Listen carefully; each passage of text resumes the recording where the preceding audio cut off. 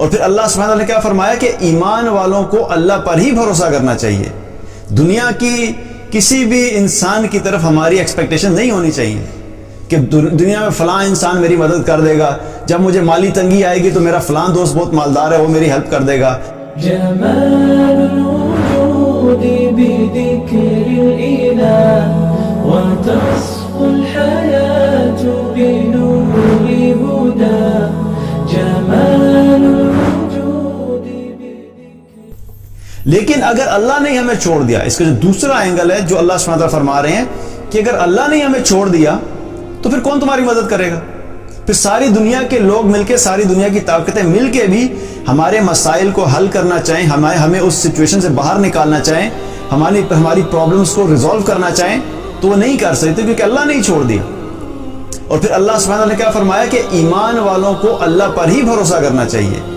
دنیا کی کسی بھی انسان کی طرف ہماری ایکسپیکٹیشن نہیں ہونی چاہیے کہ دنیا میں فلاں انسان میری مدد کر دے گا، جب مجھے مالی تنگی آئے گی تو میرا فلاں دوست بہت مالدار ہے وہ میری ہیلپ کر دے گا، جب مجھے کوئی ہاسپٹل کا مسئلہ آئے گا تو میری فلاں جاننے والے ہاسپٹل کی بڑی اچھی پوزیشن میں وہ میری مدد کر دیں گی، مجھے اگر کہیں پہ پولیس سے ریلیٹڈ کوئی ایشو آئے گا تو میرا فلاں جاننے والا پولیس کے اندر بہت اچھے ڈپارٹمنٹ میں بہت اچھی پوزیشن کے اوپر مدد کر دے گا. اب یہ سارے کیا ہیں، یہ ایسا نہیں ہے کہ اس طرح کی مدد لینا کسی سے یا کسی سے کہنا کوئی منع ہے، لیکن امید نہیں ہونی چاہیے ان کے ساتھ. یہ سب اسباب ہے جن کو ہم نے اپنانا ہے، لیکن ہماری امید اللہ سے ہونی چاہیے. اللہ ہماری مدد کرے گا، ذریعہ کسی کو بھی اللہ بنا سکتا ہے. اس لیے ہمیں ہر وقت اپنے ذہن کو، اس چیز کو، اپنے آپ کو تیار کرنا ہے کہ ہمیں اللہ ہی سے مدد چاہیے. اور اللہ سبحانہ تعالیٰ کی ذات ہی واحد ہے جو کہ اتنی طاقتور ہے کہ ہر سچویشن میں ہماری مدد کر سکتا ہے. اللہ سبحانہ تعالیٰ نے قرآن میں بہت سی ایسے واقعات کا ذکر کیا جس سے اللہ تعالیٰ میں بتانا چاہتا ہے کہ اللہ تعالیٰ اتنا طاقتور ہے کہ جہاں پہ آ کے تمہارے ذہن اور تمہاری لاجک، تمہاری اپنی پلاننگ فیل ہو جاتی ہے، اللہ تعالیٰ ان جگہوں سے بھی انسانوں کی مدد کر کے انسانوں کو نکال سکتا ہے. موسیٰ علیہ السلام جب بنی اسرائیل کو لے کر نکلے، اللہ کے حکم سے نکلے، تو چلتے چلتے بحیرہ کلزم پہ آ کے رک گئے.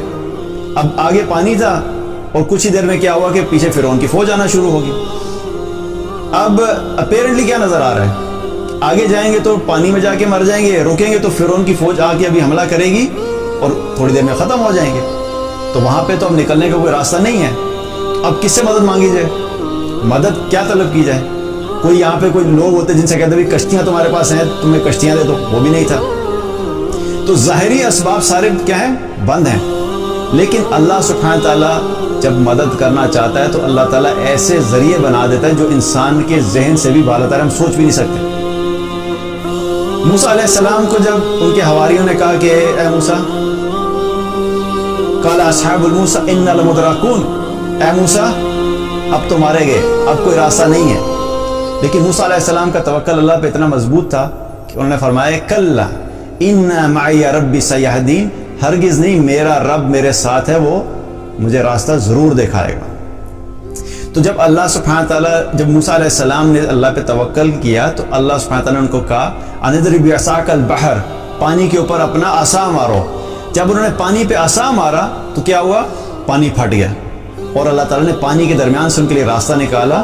اور موسیٰ علیہ السلام بنی اسرائیل کو لے کر وہاں سے گزرے، اور جب فرعون اپنے لشکر کے ساتھ اس پانی میں آیا تو اللہ تعالیٰ نے پانی کو حکم دیا کہ بند ہو جاؤ، اپنی اصلی حالت میں آ جاؤ. جب پانی اپنی اصلی حالت میں آیا تو فرعون غرق ہو گیا، اپنی فوج کے ساتھ غرق ہو کے ختم ہو گیا. اللہ سبحانہ تعالیٰ کیا فرما رہے کہ جب اللہ نے مدد کا فیصلہ کیا تو وہ ایسی جگہ سے بھی راستہ نکال دے گا جہاں پہ ہمارا ذہن نہیں جا سکتا. اللہ کی ذات اتنی طاقتور ہے کہ جس کو ہم ناممکن سمجھتے ہیں وہ اس کو بھی کر سکتا ہے. جو چیز ہمیں لاجیکلی سمجھ نہیں آتی وہ بھی کر سکتا ہے. جو چیز ہمیں سائنٹیفکلی سمجھ نہیں آتی اللہ سبحانہ تعالیٰ وہ بھی کر سکتا ہے. تو اس لیے اللہ سبحانہ تعالیٰ کی طاقت کے اوپر ہمیں بھروسہ کرنا ہے کہ اللہ تعالیٰ اتنا طاقتور ہے کہ وہ ہماری ہر حال میں مدد کر سکتا ہے.